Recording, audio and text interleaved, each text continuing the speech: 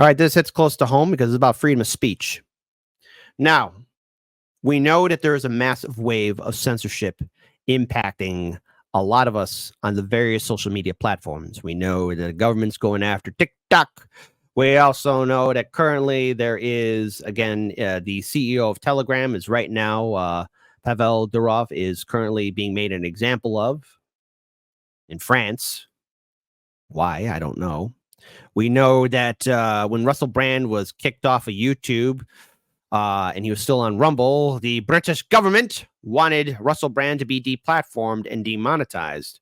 Hell, Russell Brand almost lost his entire life's work were it not for Rumble.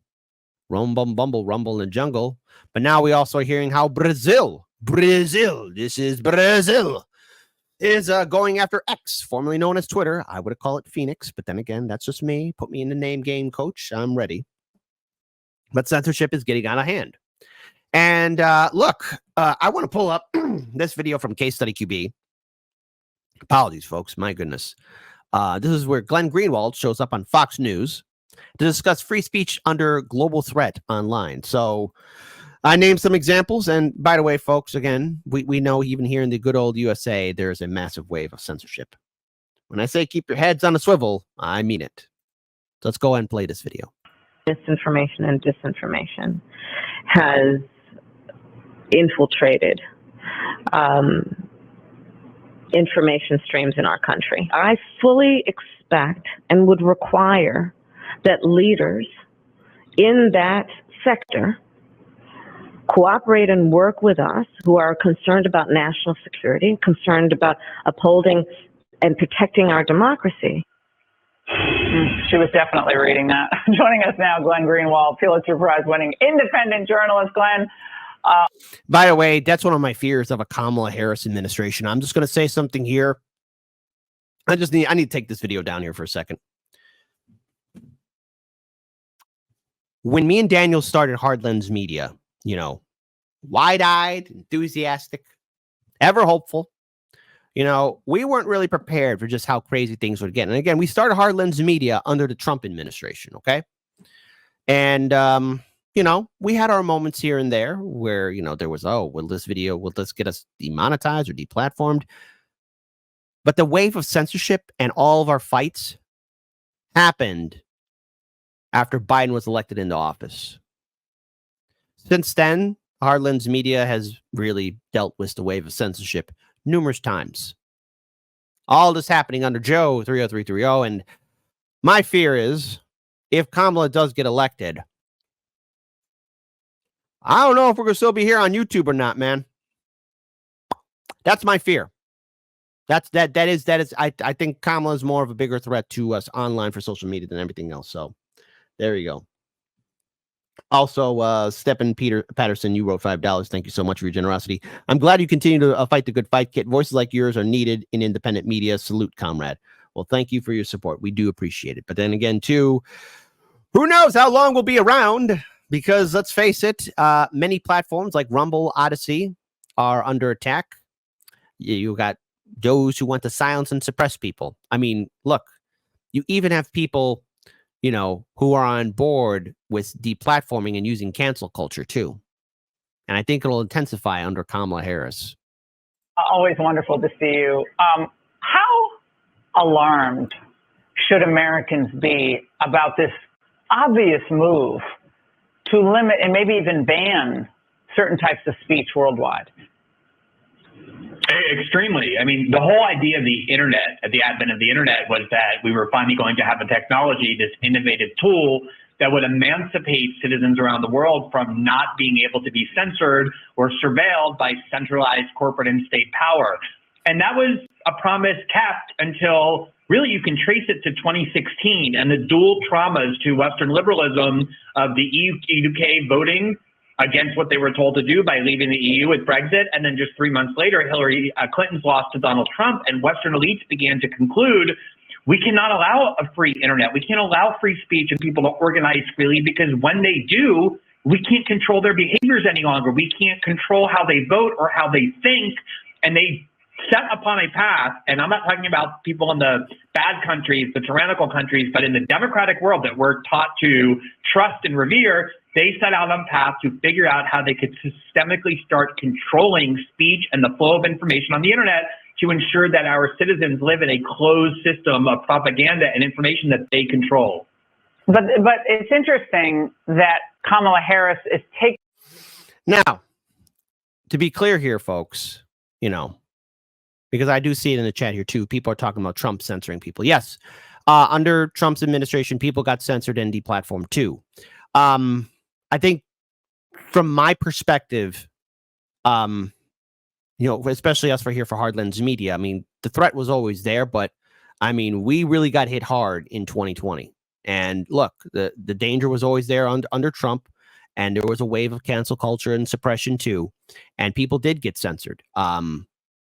But it got real bad in 2020, and I saw a lot of great content creators, especially those that are not in independent media who cover other types of genres, getting censored and suppressed on Instagram, Facebook, Twitter, YouTube, etc. And it's a very real thing. And I hate it because you know what? I'm seeing a lot of people, especially people in my live stream audience, doing their own thing. Right. And I love it. I love seeing that. But, you know, I don't want anyone to ever go through what we went through, and we are still recovering from. And when you go through this round so many times, that's why I like to joke I'm the world heavyweight champion of being deplatformed and demonetized, being censored and terminated and shadow banned. It's not a fun title to have. That's why I'm the ECW world heavyweight champion, okay? Taking that notion of freedom and trying to really co-opt it and saying, no, we're the protectors of freedom. We're the ones who will safeguard your freedom. And Donald Trump is the tyrant. Donald Trump is the dictator. But this is common, and I know you reside in Brazil, so it's a common tactic that we're seeing grow across the world. You know, the book that we're all given in high school and college as Americans to understand tyranny, to start to think about how authoritarianism happens and propaganda is fed to us to justify it, is the George Orwell novel 1984 from the mid-20th century. And one of the features of the tyrannical government that Orwell was trying to warn about was the ministry of truth, the power residing in the hands of the government, people like Kamala Harris and Joe Biden, to determine for us, not through our reason, not through our free discourse, but determined by them what is true and what is false, and then ban what they regard as false. And so often, for example, during the COVID pandemic, as Mark Zuckerberg said, the government was insisting that content be removed that, in the words of Mark Zuckerberg, was either A, reasonably debatable, or B, turned out to be true. Nobody who wants to be a free citizen should trust the government to determine what is true, what is false, what Kamala Harris thinks is mis or disinformation, because they're going to interpret that always for their own interest and nothing else. And the same kind of idea of this centralized authority using the language of freedom and fairness to try to protect itself against any scrutiny. And we saw that today with Merrick Garland coming out. I talked about it earlier.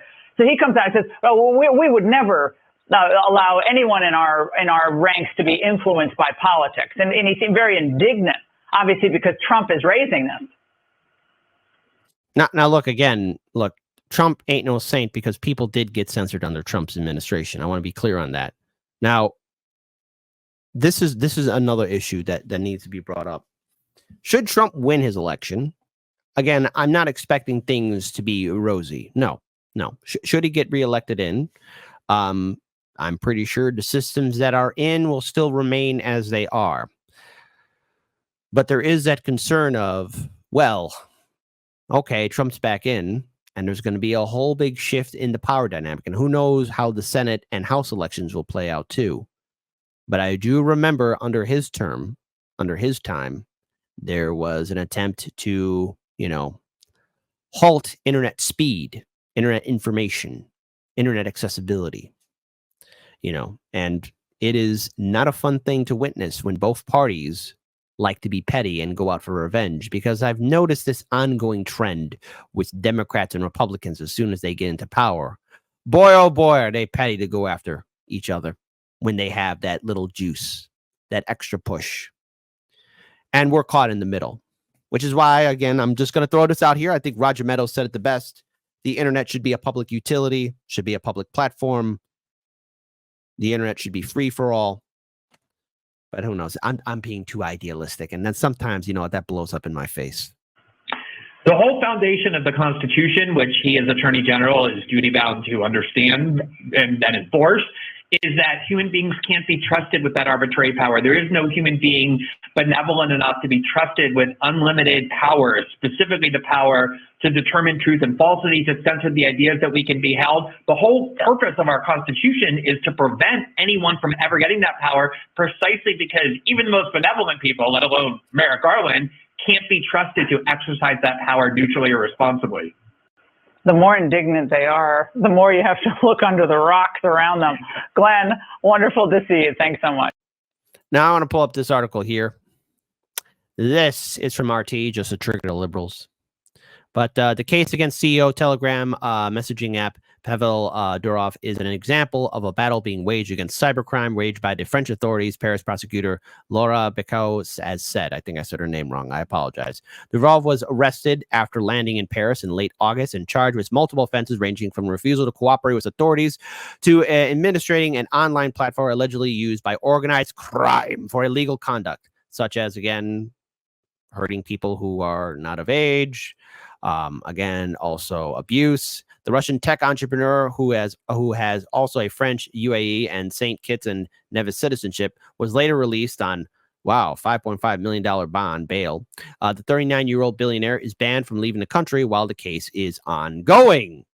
Asked about the investigation into Durov and Telegram in an interview with RTL Radio on Wednesday, Becaro has said a good example of the kind of actions being carried out by the cybercrime section of the Paris prosecutor's office. Now, the thing is, Telegram, like TikTok, like Rumble, have been the crosshairs of the European Union and by proxy as well, the United States, because you have those who want to censor and silence. Now, Elon Musk and all these other tech entrepreneurs, they are no saints or heroes, but there are people who use these platforms to get their message out. Rumble saved our butts. Especially way early on. That's how we were able not only to get monetized, but we also got verified on Rumble, which is a fantastic thing. I'm very glad that we are verified on Rumble. Continuing on further, again, she added that her agency previously had issues with the CocoChat website and Sky ECC encrypted messenger, which were both shut down. Organized crime is spreading in a world that we consider to be virtual. Now, yes, there's going to be crime everywhere. But, I've seen a lot of scam artists, a lot of criminals on the other platforms. No one talks about Facebook, Instagram, Twitter, all that kind of stuff. You don't see some of the scam artists on YouTube. You got some of those self-help guru kind of people. MLM scams. I mean, there's a lot of illegal criminal activities happening all over the place. But see, the problem is, especially with platforms where you have X, Rumble, TikTok, Telegram, you have people spreading out different messages. And let's talk about the messaging. And that is calling out war crimes, corruption, abuse of power. Now, on YouTube, you got to be a little bit careful. You got to be a tiny bit careful. But these other platforms are, a little bit more loose, a little bit more freer. And yes, does it lead to the opportunity of bad people coming around? Oh, truth. Oh, absolutely. This is no debate. I agree. There are bad people. But see, as soon as you have governments starting to push their way in, tell me, folks, does it improve things or does it make it worse? The answer is it makes it worse. Because you have those who think that they are heroes, self-righteous. And I just want to bring up our own U.S. politicians, because, again, this is taking place in France. But in America, you have your fair share of Democratic and Republican lawmakers who find themselves to be the great truce keepers and gatekeepers to protect the people from horrible information or fake news. When many times, a lot of these politicians, what they do to their constituents is lie all the time. That's the world we live in. Now, how this election plays out, especially with Kamala or Trump, I don't see the censorship machine stopping. Will there be a slight difference between a Trump administration and a Kamala Harris administration? Yes, there will be just a slight difference. And I'm being generous here. I understand where everyone views Trump and Kamala. I know it's one big club. We ain't in it. But I know that under Hard Lens Media, I witnessed a lot of good content creators, a lot of good journalists, a lot of good free thinkers lose everything under the Biden-Harris administration. And I fear that it will intensify even further under Kamala. Now, to be clear here, will the same problems be there with Trump? Yeah. It just the pressure might not be too high, but the pressure will still be there. And this is why we have to fight with ballot initiatives and make sure that everyone maintains the right for free speech, because we are under the attack. The siege is ongoing. Instead of 20 trebuchets under Kamala, we might just get 15 with Donald Trump. It's still a problem.